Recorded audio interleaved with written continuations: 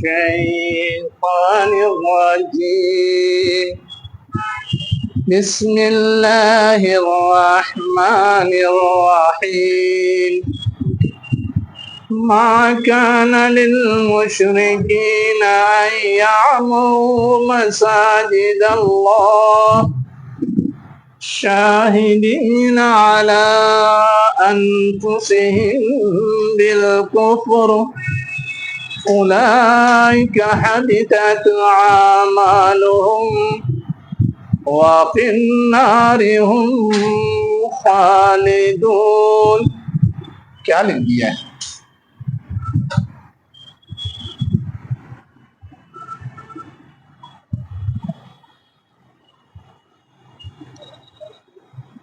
انما يعمر مساجد الله من آمن بالله واليوم الآخر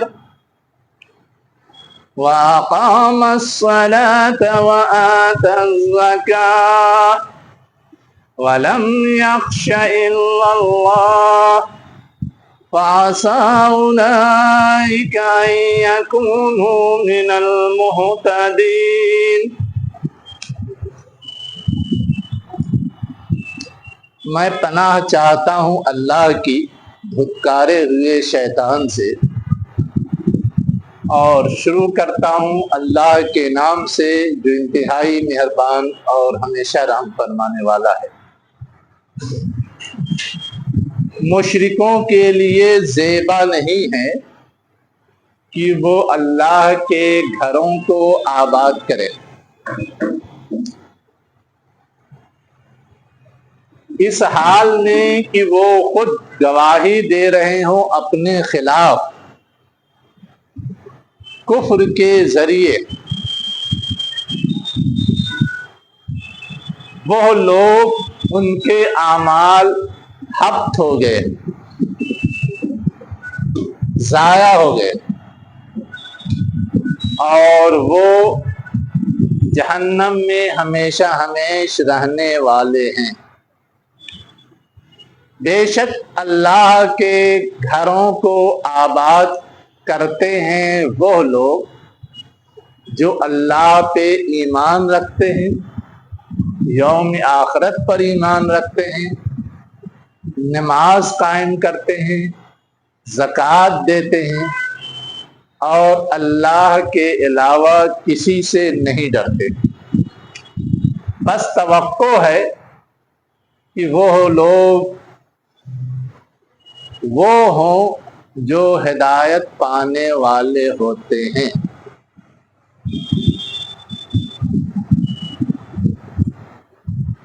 یہ سورہ جو ہم لوگ پڑھ رہے ہیں، یہ سورہ توبہ ہے نا، جس کا ایک دوسرا نام برات بھی ہے۔ اس میں ڈکلیئر کیا کیا گیا تھا جس کی وجہ سے اس کا نام توبہ یا برات پڑا؟ ایک تو اب سے پہلے جو ہمارے تمہارے درمیان معاہدہ تھا وہ اب ختم کیا جا رہا ہے، ہم تم اپنے اپنے معاملات میں آزاد۔ دوسری چیز جو ڈکلیئر کی گئی تھی وہ یہ کہ ابھی بھی ان کے لیے توبہ کی گنجائش موجود ہے، اگر توبہ کر لیں تو وہ ہم جیسے ہو جائیں گے۔ تیسری چیز اور بھی تھی جو ڈکلیئر کی گئی تھی، اور وہ یہ تھی کہ 4 مہینے کے بعد مشرکوں کے لیے یہ گنجائش نہیں ہوگی کہ وہ بیت اللہ میں آئیں، یہاں کچھ کریں۔ اب اس گنجائش نہ ہونے کی وجہ کیا ہے؟ اس وجہ کی وضاحت ہے یہاں، ان کا مشرک ہونا۔ ظاہر ہے وہ اللہ کا گھر ہے، تو جو اللہ کو اللہ کی حیثیت میں تسلیم کرتا ہو وہی وہاں سجدہ بجا لا سکتا ہے نا، وہی وہاں کے معاملات کو سنبھال سکتا ہے۔ اب جو اللہ کے علاوہ دوسروں کے سامنے بھی سجدہ کرتا ہے، دوسروں کو بھی معبود کی حیثیت دیتا ہے، تو جب ٹکراؤ ہو جائے گا اللہ کے احکامات میں اور غیر اللہ کے احکامات میں، تو کیا کرے گا؟ اس کو چھوڑے تو وہ ناراض، اس کو چھوڑے تو یہ ناراض۔ یہ دو عملی یا دو غلا پن نہیں چل سکتا۔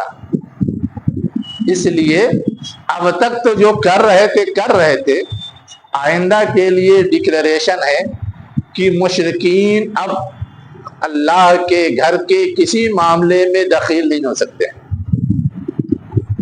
اسی کو کہا گیا ہے مشرکوں کے لیے زیبا نہیں ہے کہ وہ اللہ کے گھروں کو آباد کریں۔ یہاں پہ غور طلب دو باتیں ہیں۔ ایک بات تو یہ ہے کہ بظاہر سیاق تو بیت اللہ کے تناظر میں ہے، جو ایک مسجد ہے۔ بیت اللہ تو ایک مسجد ہے نا، لیکن لایا گیا ہے مساجد جمع۔ کیوں؟ وہ مرکزی مسجد ہے، اس کے علاوہ جتنی مسجدیں ہیں سب اس کے تابع ہیں۔ تو ساری مساجد کا ایک ہی حکم ہے کہ اس کے معاملات کو سنبھالنے والے اور وہاں عبادت کرنے والے صرف موحد اور مومن ہو سکتے ہیں، کسی اور کے لیے کوئی گنجائش نہیں۔ یہ اصول لاگو ہر جگہ ہوگا۔ تو مرکزی مسجد کے ساتھ ساتھ جتنی مساجد بھی ہیں یا آئندہ ہو سکتی ہیں، سب کا حکم ایک ہے، اس لیے اصولی بات کہی گئی۔ یہ نہیں کہا گیا کہ بیت اللہ کی تعمیر نہیں کریں گے، تو لوگ کہتے ہیں کہ بیت اللہ کے علاوہ چلے گا۔ جتنے ہیں سب کے بارے میں یہی ایک حکم ہے، یہی ایک اصول ہے، اس لیے جمع لایا گیا ہے۔ ایک بات سمجھ میں آئی؟ اب ایک دوسری بات جو اس سے زیادہ اہم ہے کہ امرا یامرو کے معنی کیا ہوتے ہیں۔ ترجمہ کرنے والے کرتے ہیں آباد کرنا، ترجمہ کرنے والے کرتے ہیں تعمیر کرنا۔ آباد کرنا الگ چیز ہے اور تعمیر کرنا الگ چیز ہے۔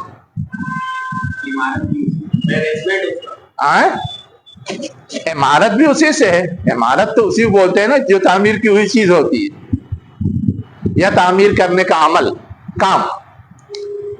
کیا کہہ رہے تھے؟ مینجمنٹ۔ تو سوال یہ ہے کہ ہم لوگ جو تعمیر کا لفظ بولتے سے مینجمنٹ تو آتا نہیں۔ وہ الف میم رے ہے جو حکم کے معنی میں، اور یہ عین میم رے ہے۔ یہ ہے کسی چیز کو جو خالی خلی ہو اس کو کارآمد بنایا جائے۔ اب تعمیر جب ہم کسی زمین میں کر لیتے ہیں تو اس کو کارآمد بناتے ہیں، رہتے سہتے ہیں، ہے نا؟ ہاں، آپ نے کہا مینجمنٹ، لیکن سوال یہ ہے کہ مینجمنٹ تو ایک اینگل ہے۔ مینجمنٹ بنا دے مسجد لیکن خود نماز پڑھنے نہ جائے، کتنے مساجد کی مینجمنٹ مل جائے گی ایسی؟ کیا حاصل ہے اس کا؟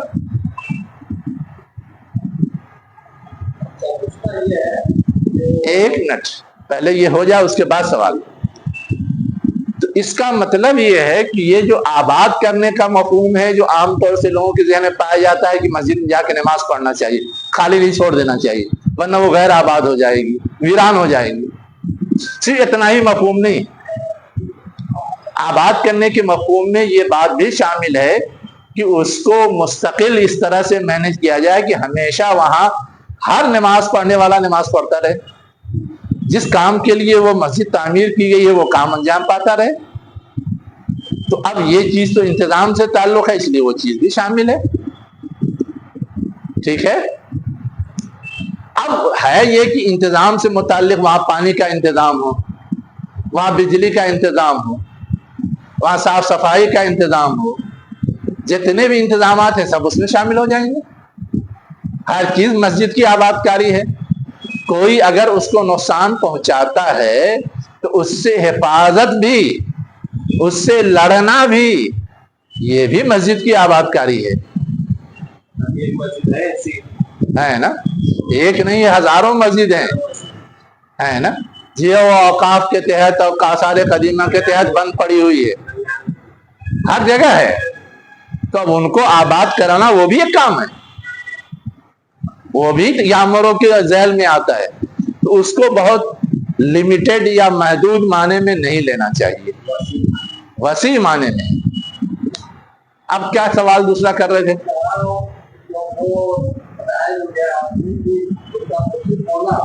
ہاں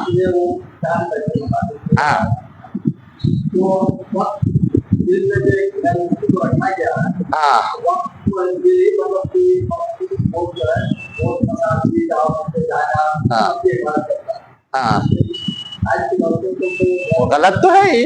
ہم تو اسی لیے کہہ رہے ہیں کہ وقت بل ہی ختم ہونا چاہیے, اس کا انتظام سے مسلمانوں کے ہاتھ ہونا چاہیے. ہماری لڑائی تو یہ ہے, ہم اس کے حق میں تھوڑا نہیں کہ وہ رہیں یا ان کے لیے گنجائش ہے. وہ تو اس اصول سے بھی اور شریعت کے بہت سارے اصول سے ٹکرا رہا ہے. ہماری لڑائی تو اسی لیے نا, اور آج بھی ہم اس کو ماننے کو تیار نہیں. انہوں نے قانون بنا دیا پھر بھی ہم لڑ رہے ہیں, کورٹ میں لڑ رہے ہیں اور پبلک میں لڑ رہے ہیں, لڑیں گے.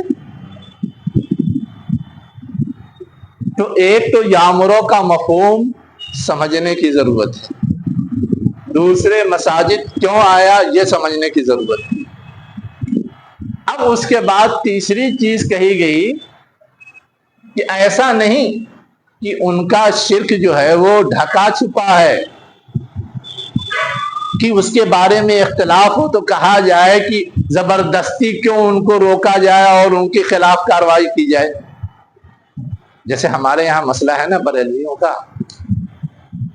شیعوں کا, بہریوں کا, سب کو تو ہم کہتے ہیں کلمہ گو ہیں, مسلمان ہی ہیں, ان کا ذبیحہ حلال ہے, سب کہتے ہیں.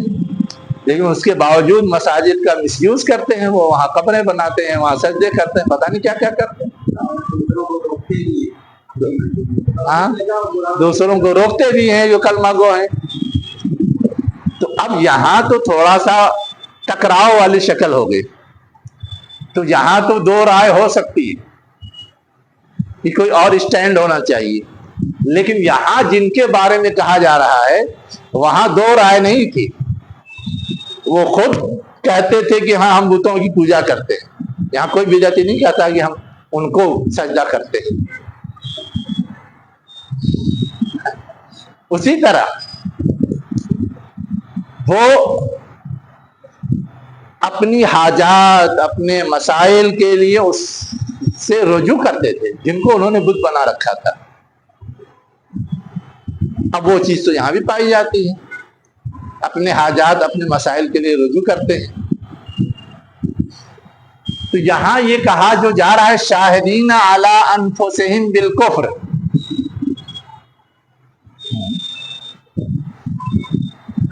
کہ وہ گواہ ہیں اپنے آپ کے خلاف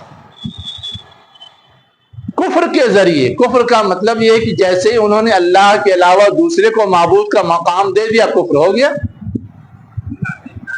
اللہ کا انکار کر دیا. اور ہمارے جو اور دوسرے بھائی بند ہیں وہ دوسرے چیزوں کو گرچہ عملی طور پر ایک حیثیت دیتے ہیں لیکن اللہ کے برابر نہیں ٹھہراتے کہ وہی ہمیں روزی دیتا ہے, وہی ہمارا خالق ہے. اور جو دوسرے مشرکین تو کہتے ہیں خالق کوئی ہے, رازق کوئی ہے, پناہ کوئی ہے, پناہ کوئی ہے, موت کوئی دیتا ہے, زندگی کوئی دیتا ہے. جو مشرکین کے یہاں تصورات ہیں وہ اس طرح کے, لیکن ہمارے یہاں جو شرکیہ اعمال میں مبتلا ہیں یقیناً وہ غلط ہے, اس کی وجہ سے وہ قابل مواخذہ ہیں, لیکن ان کے بگاڑ کی وہ انتہائی شکل نہیں ہے جو مشرکین کے یہاں پائی جاتی. یہ اصل سمجھنے کی چیز ہے. داتا ہیں ہے نا, لیکن اللہ کے برابر ہیں نہیں. تو یہ فرق ہو گیا نا, یہ فرق ہو گیا نا. میں صرف یہی سمجھانا چاہ رہا ہوں. تو ہم تو اسے بھی غلط سمجھتے ہیں, اس کی بھی گنجائش نہیں, ادنا گنجائش نہیں. لیکن ان کے مقابلے میں ایک فرق پایا جاتا ہے. یہ ہمیں صرف سمجھنے کی ضرورت ہے. باقی اللہ تعالیٰ فیصلہ کرے گا. ہم یہ ہے کہ ہم جس چیز کو غلط سمجھتے ہیں اس میں ان کا ساتھ نہیں دے سکتے, ان کے ساتھ نہیں جا سکتے, ان کی بات کو نہیں مان سکتے, ان کا جیسا نہیں کر سکتے. تو یہاں جو یہ چیز کہی گئی ہے یہ گویا ایک طرح سے اعتراف جرم کی دلیل ہے, ان کے واقعی مشرک ہونے کا حتمی ثبوت ہے جس کی وضاحت کی گئی ہے. اب جب معاملہ ایسا ہے تو اولئک حبطت اعمالہم, کیا تو انہوں نے سر ٹیکا, سجدہ کیا, لوگوں کو کھلایا, لوگوں کو پلایا, لوگوں کی ضرورت پوری کی, لیکن اس میں سے کسی کا اجر نہیں ملے گا, اس لیے کہ وہ للہ نہیں, وہ لغیر اللہ ہے, اس لیے اجر نہیں ملے گا, بیکار, ضائع. اور اس جرم کی وجہ سے وہ جہنم میں جائیں گے, رہیں گے. یہ ہے سیاق اس آیت کا. ایک طرف تو بتا دیا کہ جو لوگ عملی طور پہ اس وقت سنبھالے ہوئے ہیں وہ اس کے اہل نہیں ہیں, وہ اب وہاں سے کنارے ہو جائیں, اور جو لوگ کی سنبھال سکتے ہیں ان کی خصوصیات کیا ہے, وہ اہل ہیں, اب ان کو سنبھالنا ہے. یہ ڈکلیریشن تھا کہ آباد کریں گے اللہ کے گھروں کو وہ جو ایمان رکھتے ہیں اللہ پر. یہ مشرکین اللہ پہ نہیں رکھتے, غیر اللہ پہ ایمان رکھتے ہیں, یوم آخرت پر. وہ مشرکین آخرت کی جواب دہی سے غافل ہیں. وہ تو کہتے ہیں یہی معاف کروا دیں گے, سب شفاعت کی بیماری میں مبتلا ہیں. وہ اقامت الصلاۃ, اور نماز قائم کرتے ہیں. جو مشرکین ہیں بظاہر تو وہ بھی کچھ نماز جہ کے نام پہ کرتے تھے, چاہے تالی بجاتے ہوں چاہے کچھ بھی کرتے ہوں, کرتے تھے نا, لیکن اس کو اقامت نہیں کہہ سکتے. اقامت کا مطلب ہے کہ ہمیشہ پڑھا جائے, جو اس کے تقاضے ان تقاضوں کے ساتھ پڑھا جائے. تو وہ تقاضے تو پورا نہیں کرتے تھے. تقاضا تو یہ تھا کہ بدن ڈھکا ہونا چاہیے. اب ننگے طواف کرتے تھے, ننگے سب کچھ کرتے جیسے جوگی لوگ کرتے. ہاں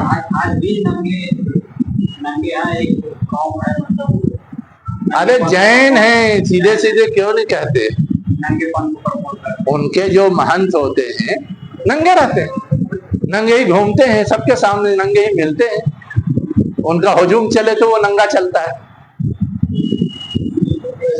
ویسے ہی ابھی کمبھ میں دیکھا ہوگا آپ لوگوں نے, ناگا, ایک ناگا بابا جو ہے وہ سب یہ ننگ دھڑنگ, مدتوں نہ نہاتے ہیں نہ دھوتے ہیں نہ کچھ کرتے ہیں.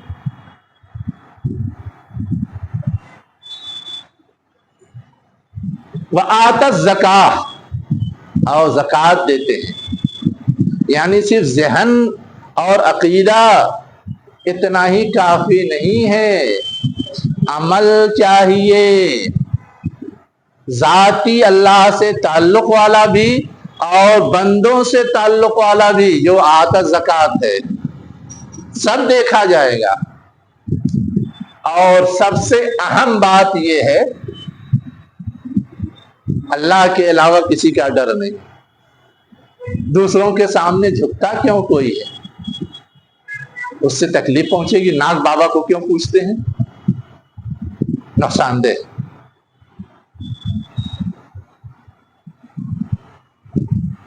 پوجنے کی ایک وجہ تو ہوتی ہے خوف, ڈر, نقصان کا. دوسری وجہ ہوتی ہے فائدہ.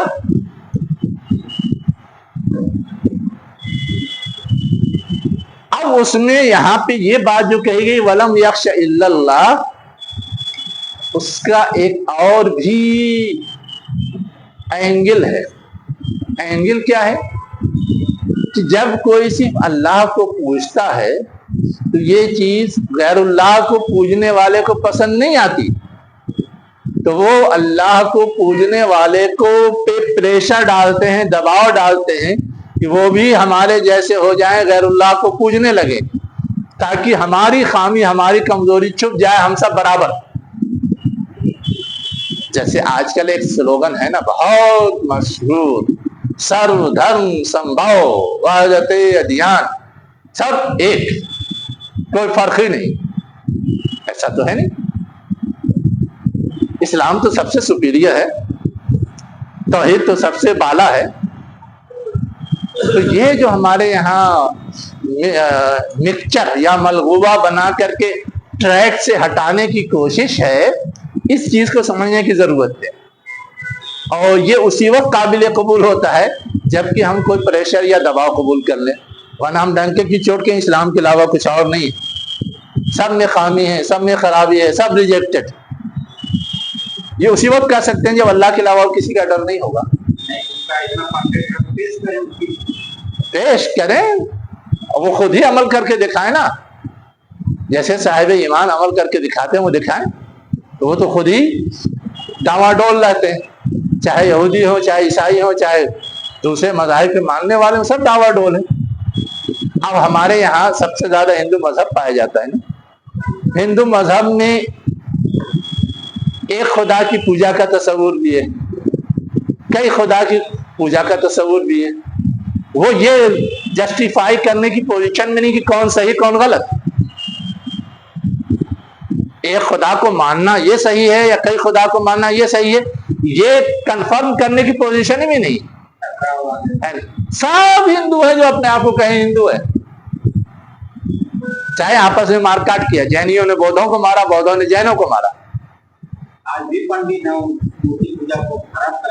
ہے نا، آریہ سماجی ہیں کہتے ہیں، لیکن اس کے باوجود سب ہندو ہیں۔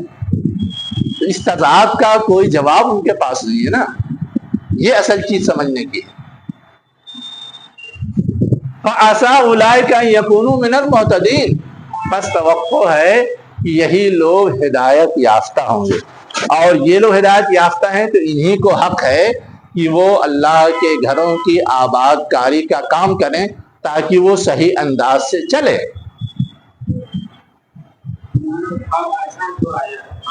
ہاں کیا چیز؟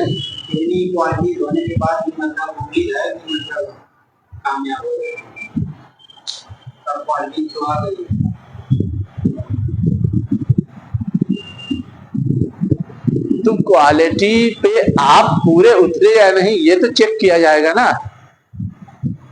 اور کیا آپ کے پاس یہ بل بوتا ہے، جگرا ہے کہ آپ یہ دعویٰ کر سکیں کہ جو کوالٹی بتائی گئی سب میں نے پورا کر دیا؟ تب تو کوالٹی اتنی اعلیٰ ہے کہ آپ اس کوالٹی کو پورا کر نہیں سکتے، اس لیے عصا کے اسلوب میں کہا گیا ہے۔ ایک تو یہ ہے۔ اب اس سوال کا جواب ہمارے بعض مفسرین نے دوسرے انداز سے دیا ہے نا، کہ یہ جو کوالٹی بتائی گئی، یہ کوالٹی پیدا ہو گئی تو ہم اپنے آپ کو نچنت نہ محسوس کرنے لگے، اب کچھ کرنا نہیں۔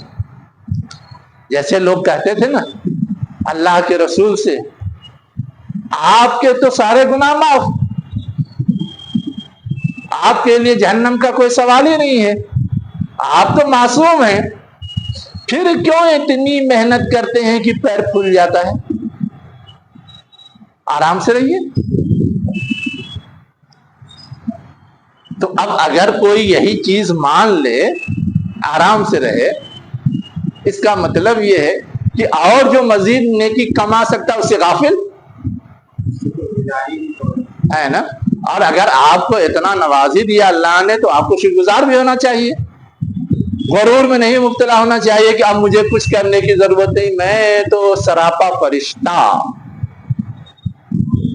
جیسے ہماری اور آپ کی جو سوچ ہوتی ہے وہی نا کہ میں تو کبھی کوئی غلطی کرتا ہی نہیں، کبھی کوئی کسی غلطی پہ ٹوک دے یا اعتراض کر دے یا انگلی اٹھا دے تو ہم اس کو جسٹیفائی کرتے ہے نا، اور گویا ہم یہ سمجھتے ہیں کہ ہم سے کبھی کوئی غلطی ہو ہی نہیں سکتی۔ ہم فرشتے جیسے ہیں، اس سے بھی آگے. یہ سب جو انسانی کیفیات ہیں نا، ان کیفیات کو کنٹرول کرنے کے لیے عصا کا اسلوب آیا. ہو سکتا ہے ایک تیسرا اینگل اور مفسرین بیان کرتے ہیں، کہتے ہیں کہ آپ نے جو کچھ کیا وہ سب تو محدود ہے. بچپن میں تو کچھ کیا ہی نہیں، بڑھاپے میں رخصت پہ عمل کیا، صرف جوانی میں نہ کچھ کیا، بوڑھے ہو گئے تو بہت سارا کام نہیں کر پاتے ہیں تو ٹال دیتے ہیں. اللہ نے رعایت دی اور اجر سب کا برابر چاہتے ہیں. اگر اسی طرح ناپ تول کے اللہ تعالیٰ دے تو آپ کی جنت کتنی بڑی اور کتنے دن کی ہونی چاہیے؟ جتنا دن جیے اتنا ہی نا. لیکن اللہ تعالیٰ تو اس سے زیادہ دے رہا ہے، ہمیشگی کی زندگی دے رہا ہے، دنیا بھر کا انعام دے رہا ہے، لامحدود انعام دے رہا ہے. اس لیے کہا گیا کہ ہو سکتا ہے تم اگر بدلے کے اینگل سے سوچو گے تو اتنا ہی تمہارا استحقاق ہے، باقی جتنا ہے سب اللہ کا فضل ہے. اب سمجھ میں آیا کیوں آیا ہے عصا؟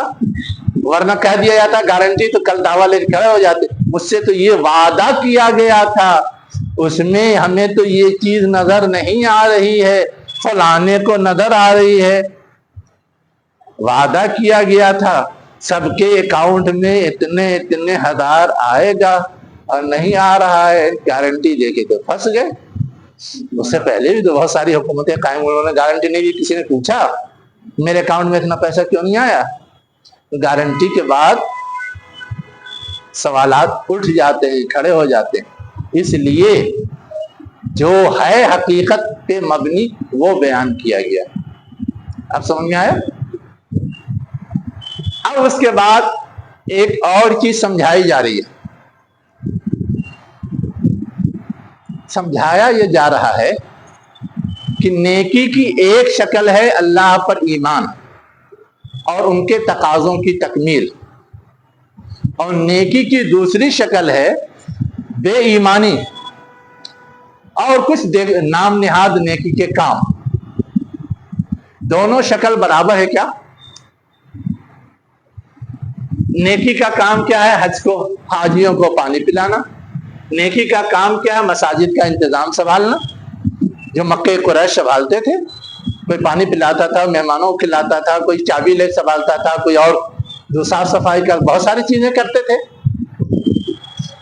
تو اب وہ اس بنیاد پہ یہ دعویٰ رکھتے تھے کہ ہم چونکہ یہ کرتے ہیں اس لیے ہم ہی اصلاً متولی بننے کے اہل ہیں، اور لوگ تو کرتے نہیں، تو ان کو اس کا ذمہ دار نہیں ہونا چاہیے. جیسے ہمارے یہاں پیسے والے مسجد میں پیسہ دے دیں، اسکول میں پیسہ دے دیں، وہی چیئرمین اور ممبر بننے کے اہل ہیں. دوسرے لوگ چاہے لاکھ قابل ہوں وہ اہل نہیں اگر انہوں نے پیسہ نہیں دیا ہے. ویسے ہی وہ سمجھتے تھے. تو ہے یہ کہ مساجد کی آباد کاری کی اصل اسپرٹ کیا ہے؟ جو اس اسپرٹ کو پورا کرے وہ. اب ایک شخص نمازی ہے، عالم دین ہے، پڑھا لکھا ہے، لیکن اس کے پاس پیسہ نہیں ہے تو اس کو مسجد کا ممبر بنائیں گے ہی نہیں، متولی بنائیں گے ہی نہیں، اسکول کا چیئرمین بنائیں گے ہی نہیں، مدرسے کا بھی نہیں بنائیں گے.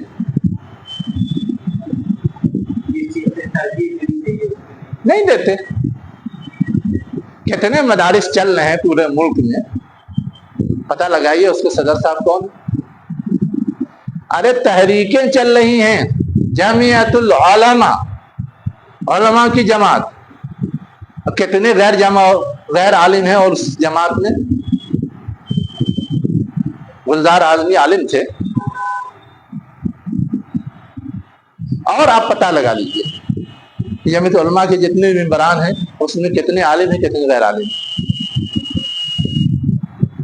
میں صرف سمجھنے کی مثال دے رہا ہوں. ابھی مجھے ان کا پوسٹ مارٹم نہیں کرنا ہے. یہ سب تضاد پایا جاتا ہے. سب کو عالم ہونا چاہیے. جب وہ عالموں کی جماعت ہے، جمعیت ہے، تو اس میں سب کے لیے کنڈیشن ہونی چاہیے کہ وہ عالم ہو، لیکن جتنے غیر عالم، اب وہ سب سوالات تو کھڑے ہوتے ہیں نا، میں نے صرف سمجھنے کے لیے بتایا۔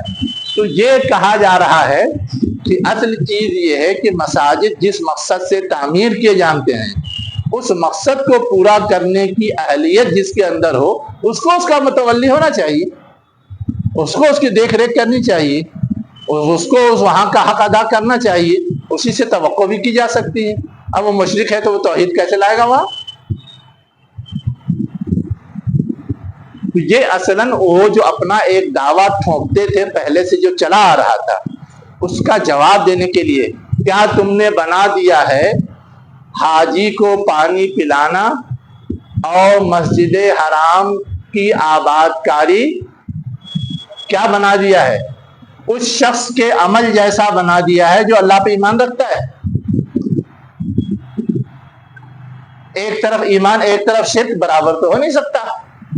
چاہے نیک عمل ٹھیک ہے، اس کا بھی، یہ بھی نماز پڑھتا ہے، روزہ رکھتا ہے، زکوٰۃ دیتا ہے، اور وہ بھی ٹھیک ہے، رفاع عام کے کام کرتا ہے، لیکن جو بیسک چیز ہے ایمان، وہ تو وہاں نہیں ہے، تو وہ برابر کیسے ہو جائے گا؟ اسی کو کہا کہ کمن آمن باللہ والیوم الآخر وجاہد فی سبیل اللہ، گویا وہ اللہ پر ایمان نہیں رکھتے مشرکین، یہ ایک خامی، یوم آخرت پہ ایمان نہیں رکھتے، یہ دوسری خامی، اور اللہ کے راستے میں جہاد نہیں کرتے، یہ تیسری خامی۔ نتیجہ کیا ہے؟ جب شرک پایا جائے گا ایمان ختم، جب شرک پایا جائے گا آخرت کی جواب دہی ختم، جب شرک پایا جائے گا تو اللہ کے راستے میں قربانی ختم، یہ ہے سیدھا سادہ مطلب۔ اور جب ایمان پایا جائے گا تو یہ سب پایا جائے گا۔ اب اللہ تعالیٰ اپنا فیصلہ سنانا ہے، یا یستوون عند اللہ، یہ دونوں طرح کے لوگ اللہ کے نزدیک برابر نہیں۔ تم لوگ کسی کو بڑا چھوٹا اپنا مانا کرو، اللہ کے نزدیک یہ دونوں برابر نہیں۔ واللہ لا یہدی القوم الظالمین، اللہ ظالم قوم کو ہدایت نہیں دیتا۔ اب ظالم کا مطلب کیا؟ وہی جو مشرکین ہیں، جب وہ شرک میں مبتلا ہیں تو راہ کیسے پائیں گے؟ شرک چھوڑیں تو پھر راہ پائیں گے۔ اب شرک پر اصرار ہے تب تو اور نہیں پائیں گے۔ جب رسول آ گیا سمجھا رہا ہے تو ٹھیک ہے، کبھی جہالت کی وجہ سے، لا علمی کی وجہ سے نہیں سمجھ پا رہے تھے تو ایک ایکسکیوز ہو سکتا ہے، لیکن رسول کے آ جانے، سمجھا دینے کے بعد اب ایکسکیوز نہیں ہے، وہ جان گئے، اس لیے اب ان کے لیے دروازہ بند، وہ اب قابل گرفت ہو گئے۔ یہ سمجھایا گیا ہے۔ یہ اصول اس وقت کے تناظر میں سنایا گیا تھا، لیکن یہ اصول ہمیشہ ہمیش کے لیے، رہتی دنیا تک کے لیے، یہ اصل سمجھنے کی ضرورت ہے۔ اب آگے کیا کہا جا رہا ہے کہ وہ لوگ جو ایمان رکھتے ہیں، جنہوں نے ہجرت کی، جنہوں نے اللہ کے راستے میں جہاد کیا اپنے مال اور جان سے، اعظم درجتاً، وہ بڑھ کر ہیں، وہ کیا ہیں؟ بڑھ کر ہیں، درجتاً، درجہ کے لحاظ سے، مرتبے کے لحاظ سے اللہ کے نزدیک، وَأُولَئِكَ هُمُ الْفَائِزُونَ، اور وہی لوگ کامیاب ہونے والے ہیں۔ بڑھ کر کے ہیں کا مطلب کیا ہوگا؟ کہ جو لوگ ایمان نہیں رکھتے، ہجرت نہیں کی، جہاد نہیں کیا، لیکن رفاہی کام کرتے ہیں، تو وہ قابل قدر ہے، لیکن اس کا لیول، اس کا اسٹیٹس، اس کا ثواب، اس کا درجہ کم۔ ابو طالب ایمان تو نہیں لائے تھے، لیکن اہل حق کی حمایت کرتے تھے۔ صرف اس حمایت کی وجہ سے اللہ کے رسول نے خود یہ بتایا کہ جہنم میں ان کی سزا کیا ہوگی؟ کم ہوگی، یہ تو بتایا ہے نا۔ تو ہمیں اور آپ کو یہ بات سمجھنے کی ضرورت ہے، غیروں کے درمیان ایک گروپ وہ ہے جو حق کو مٹانے کے علاوہ کوئی کام نہیں کرتا. ایک گروپ یہ نارمل زندگی گزارتا ہے اور جو چیزیں اپنے عقلی ثوابدید سے سمجھ میں آتی ہیں کہ یہ کار خیر ہے وہ کرتا بھی ہے نا. برہمن لوگوں کو علم نہیں دیتا لیکن دوسرے لوگ علم دیتے. انہوں نے بعض کا اصول و پالیسی بنا لی کہ نیچی ذات کے لوگوں کو علم حاصل کرنے کا حق ہی نہیں, عورتوں کو علم حاصل کرنے کا حق ہی نہیں. یہ انتہائی شکل ہو گئی جو بڑا جرم ہے. اس کے علاوہ دوسرے لوگ اس چیز کے قائل نہیں ہیں تو ان کا جرم ہلکا ہو جائے گا. وہ ہر ایک کی تعلیم کے قائل ہیں, ہر ایک کو پڑھانے کے قائل ہیں, ہر ایک کی خدمت کے قائل ہیں. وہ اپنے ہاتھ سے کسی دلت کو پانی نہیں پلا سکتے, اپنے دسترخوان میں بیٹھا نہیں سکتے, اپنی کرسی پہ بیٹھا نہیں سکتے. اور دوسرا اگر بیٹھاتا ہے تو وہ تو انسانیت کی قدر کر رہا ہے نا. فرق تو ہو جائے گا دونوں میں.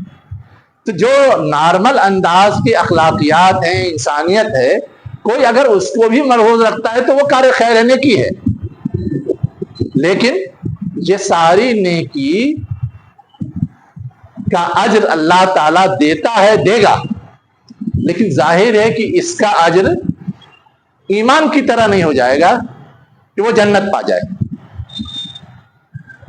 اس کا بدلہ اس لیے کہ جنت تو ایمان کے بدلے, ایمان والا ہی جنت میں جائے گا. باقی اعمال کے وجہ سے اسٹیٹس گھٹتا بڑھتا ہے. جو ایمان والا ہے اس کے اعمال خراب میں اسٹیٹس کم ہوگا, جو اچھے اعمال والا ہے اس کا اسٹیٹس بلند ہوگا. تو اعمال کا تعلق اسٹیٹس سے ہے. تو ایمان والا جنت میں, کفر والا جہنم میں. اب جہنم میں جا رہا ہے لیکن اس کے اعمال میں بھی فرق مراتب ہے, تو وہاں سزا میں فرق مراتب ہوگا. یہ ہے جو سمجھنے کی ضرورت ہے. اب جو بھی ہے, رتن ٹاٹا کا نام تو ہم لوگ سنتے ہیں, لیکن یہ لوگ کیسے خیر خواہی کرتے ہیں وہ بھی سمجھنے کی ضرورت ہے. اس سے زیادہ تو پریم چند یہ کرتا ہے. ارے کیا نام ہے, عظیم پریم جی, ٹاٹا کا نہیں ہے وہ, ٹاٹا شاید الگ ہے. وہ اس کی کمپنی وپرو ہے نا, رتن ٹاٹا کی کمپنی الگ ہے. یہ لوگ جو رفاہی کام کرتے ہیں وہ اس لیے تھوڑا کرتے ہیں کہ ان کے دل میں درد ہے. یہ تو قانون بنا دیا گیا کہ جس کا انکم زیادہ ہے نا, ان کو یا تو ٹیکس دینا ہے گورنمنٹ کو یا رفاہی کام کریں. رفاہی کام کرنے سے ان کی مارکیٹ بنتی ہے. گورنمنٹ کو ٹیکس دیں گے ان کی مارکیٹ نہیں بنے گی, اس لیے وہ رفاہی کام کرتے ہیں.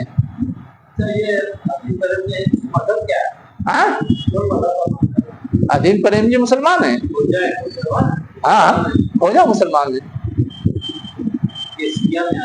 شیعہ میں. چلیے, تو یہ فرق سمجھ میں آئے کیوں کہا گیا اعظم و درجتن, کہ ایمان کا درجہ بلند ہے. جو ایمان والا ہے, ہجرت کیا ہے, جہاد کیا ہے جان مال سے, اس کو اونچا مرتبہ ملے گا. جسے نہیں کیا اس کو نہیں ملے گا. اب یہاں پر اللہ تعالیٰ کہہ رہا ہے کہ بظاہر دنیا میں تو بہت پریشان ہوتے ہیں ایمان والے. کہا گیا یبشرہم ربہم, ان کا رب انہیں بشارت دیتا ہے, خوشخبری دیتا ہے, برحمت منہ, اپنی طرف سے رحمت کی, ان پہ اللہ تعالیٰ کی مہربانی ہوگی. ورضوان, اور خوشنودی کی. نمبر 2, وجنات, اور باغات اس کو اللہ تعالیٰ کی طرح ملیں گے. ہم اور آپ تو یہ سمجھتے ہیں کہ ہماری ایک جنت ہوگی, ایک ایک آدمی کی ایک ایک جنت ہوگی, سب کی جنت الگ الگ. جنات جمع کیوں لائے گا؟ جب ایک ہی جنت ہوگی اسی میں سب کو رہنا ہے تو جنات کیوں لایا جائے گا؟ سب کو اپنا الگ الگ بنگلہ چاہیے, اس میں الگ آزادی ہوتی ہے. جیسے الگ الگ لوگوں کو گھر چاہیے. جب خاندان بڑا ہو جاتا ہے اور ایک ہی گھر میں رہتے ہیں تو کتنا لڑتے مرتے ہیں، اور لڑ مر کر کے بہویں کہتی ہیں ہم تو الگ رہیں گے تو رہیں گے ورنہ ہم جا رہے ہیں۔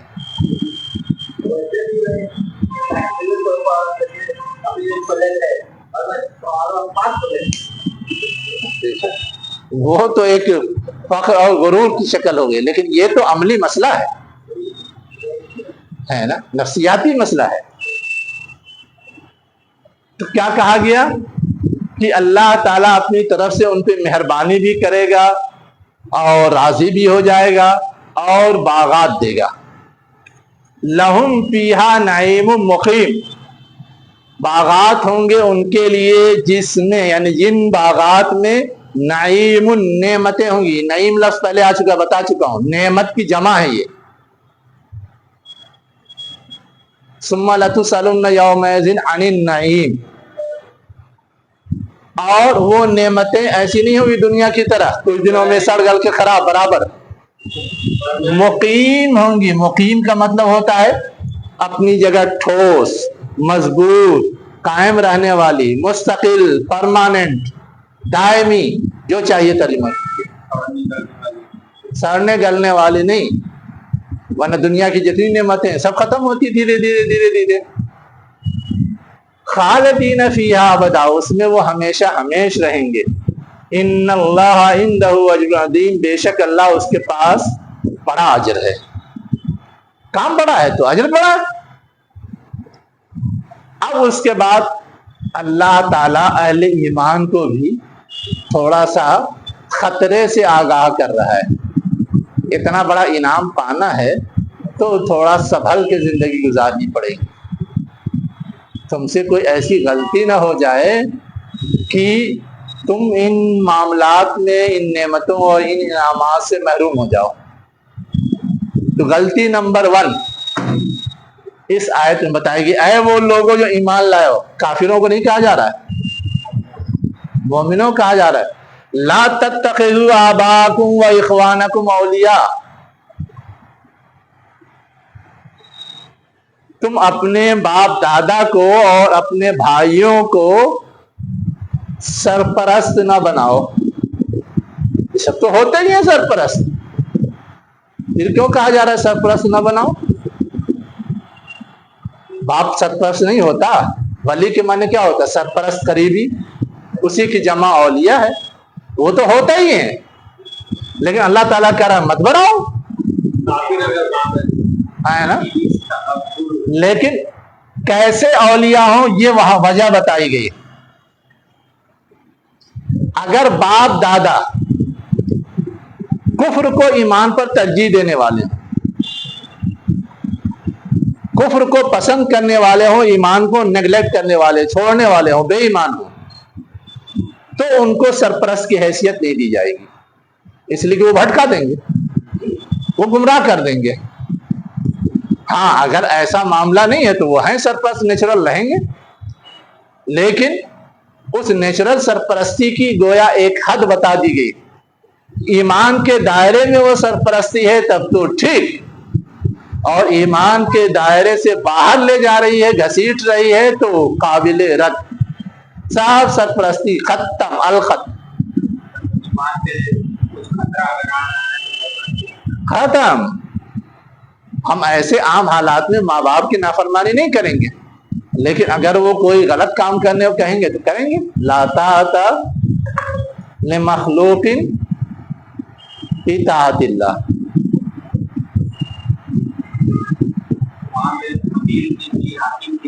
سب کا یہی معاملہ ہے۔ یہاں تو جو بہت قریبی ہیں ان کا بطور مثال ہے، ورنہ ابھی آگے آ رہا ہے اگلی آیت میں اور وضاحت ہے اسی اصول کی۔ ہاں، وَمَن يَتَوَلَّهُم مِّنكُم، پس تم میں سے جو کوئی ان کو ایسا سرپرست بنائے گا جیسا بتایا گیا، استحب الکفر علی الایمان، فَأُولَٰئِکَ هُمُ الظَّالِمُونَ، تو وہ بھی ویسے ہی مشرک ہو گئے، اللہ کو چھوڑ کے ان کو اہمیت دے رہا ہے، ہو تو گیا اللہ مشرک کی طرح، غیر اللہ کی بات مان رہا ہے نا۔ اب سوچ لیجئے یہاں پر کتنی سخت بات کہہ دی گئی ہے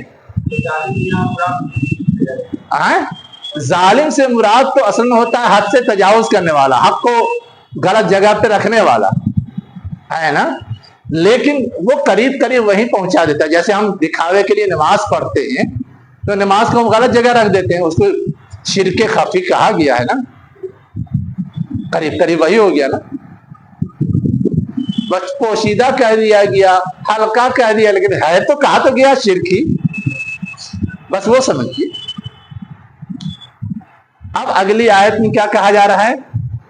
انہی اہل ایمان کو کہا جا رہا ہے حضور کے واسطے سے، قل کہہ دو، ان کانا آباؤکم، اگر تمہارے باپ دادا، وابناؤکم، اور بیٹے پوتے، واخوانکم، اور بھائی بند، وازواجکم، اور میاں بیوی، جوڑے کے معنی میں آتا ہے، وعشیرتکم، اور تمہارے رشتے دار خاندان والے جن کے ساتھ تم رہتے بستے، معاشرہ بولتے نا، وہ اسی عشیرہ سے بنا ہوا ہے، وَأَمْوَالٌ اقْتَرَفْتُمُوهَا، اور تمہارے مال جنہیں تم نے اکٹھا کیا، سینت سینت کے رکھا ہے، جمع کیا ہے، وَتِجَارَةٌ تَخْشَوْنَ كَسَادَهَا، اور بزنس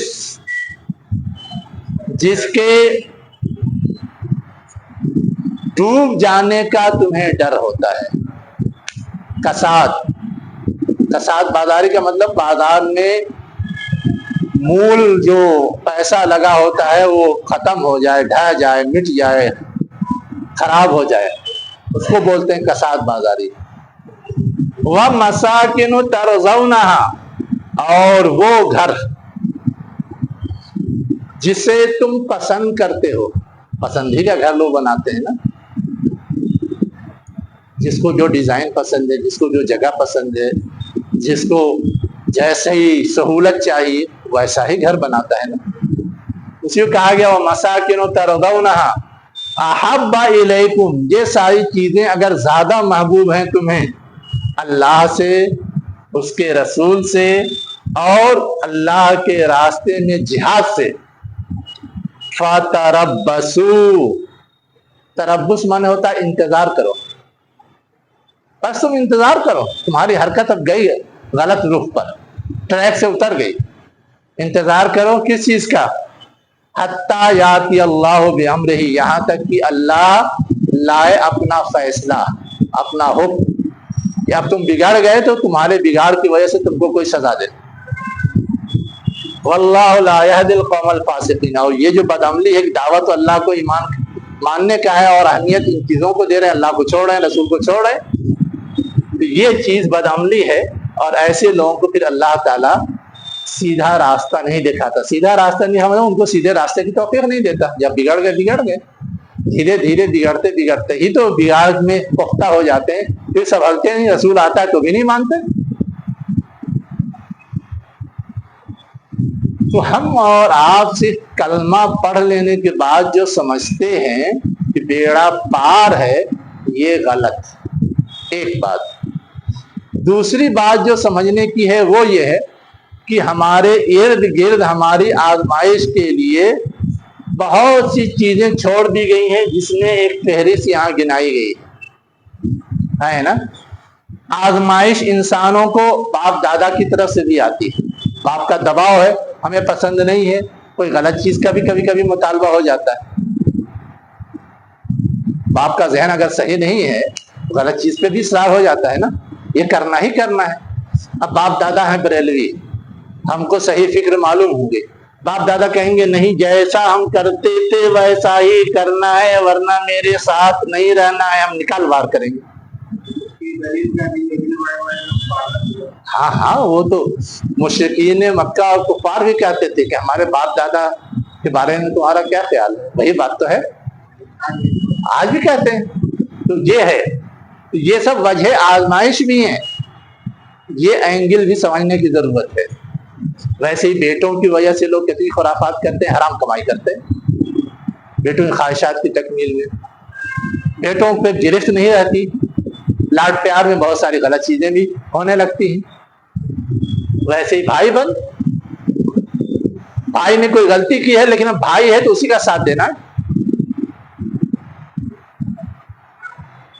ویسے ہی میاں بیوی ان کے درمیان بھی. اب اس کی مثال تو آپ لوگ خود جانتے ہیں، اس لیے میں نہیں دوں گا کوئی مثال کہ میاں بیوی کی وجہ سے لوگ کتنا سمجھوتا کرتے ہیں. بیوی میاں کی وجہ سے سمجھوتا کرتی ہے، میاں بیوی کی وجہ سے سمجھوتا کرتے ہیں. اب گھر میں شادی ہے، ایہو ہوئی اوہو ہوئی ہے نا، کیسے نہ ہوئی کا کہیے، یہ ہے. ہو گئی نا آزمائش.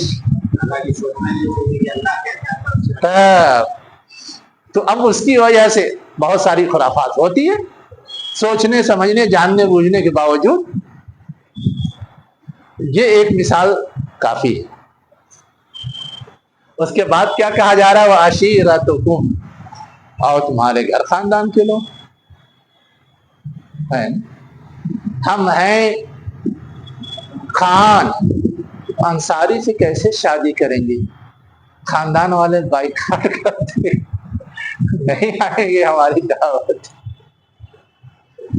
ایسی بیڑیاں ہیں نا. بہنی میراث میں کیسے حصہ لے، کیا کہیں لوگ. اچھا اگر دینے والے دے بھی دیتے ہیں تو بھائی بہن کا رشتہ ہی ہوتی ہے. تو وہی سب خاندانی بیماریاں، یہ سب خاندانی بیماری ہو گئی نا. ارے خوب واقف ہیں ہے نا. جب لینا ہوتا ہے تو واقف ہو جائے. میں ایسے لوگوں کو جانتا ہوں جو مدارس کے عالم فاضل ہیں نا، اس کے باوجود بیٹیوں کو حق نہیں دیتے.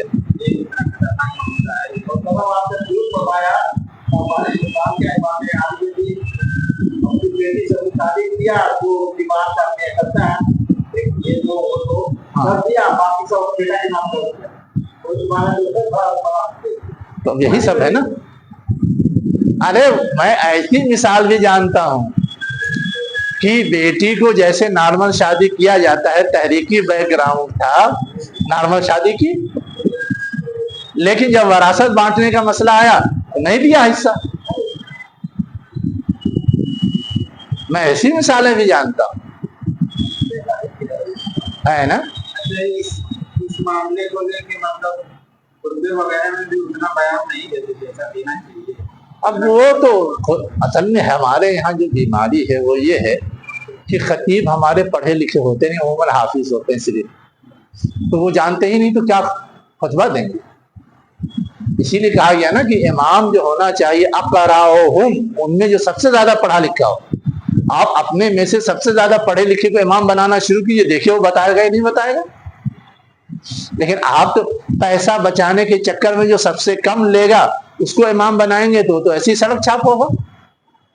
چلیے چاہے اس سے زیادہ وہ آپ کی جیب کاٹ لے نذرانے اور ہدیے اور فاتحے کے نام پر، لیکن جو صحیح طریقہ ہے اس سے مت دیجیے آپ. چلیے اس کے بعد کیا کہا جا رہا ہے؟ اموال اقترفتموها، جو مال کی تم نے سینت کے رکھا ہے، اور جو بزنس جو تمہارا ڈوبنے کا ڈر ہے جو گھر ہے. ہو گیا. تو یہ ساری چیزیں انسان کے لیے وجہ آزمائش بنتی ہیں. کتنی چیز ہو گئی؟ جب فہرست بناتے ہیں نا مفسرین، 1 2 3 4 5 6 7 8، یہ ہیں پیڑ کی بیڑیاں حق پر چلنے کی راہ میں جو انسان کو بھٹکاتی رہتی ہیں، گمراہ کرتی رہتی ہیں، پھسلاتی رہتی ہیں. یہ چیز سمجھنے کی ضرورت ہے تاکہ عملی زندگی میں ہم کم سے کم ہوشیار رہیں. یہ ہے پورے اس رکوع کا لب لباب. وآخر دعوانا ان الحمد للہ رب العالمین.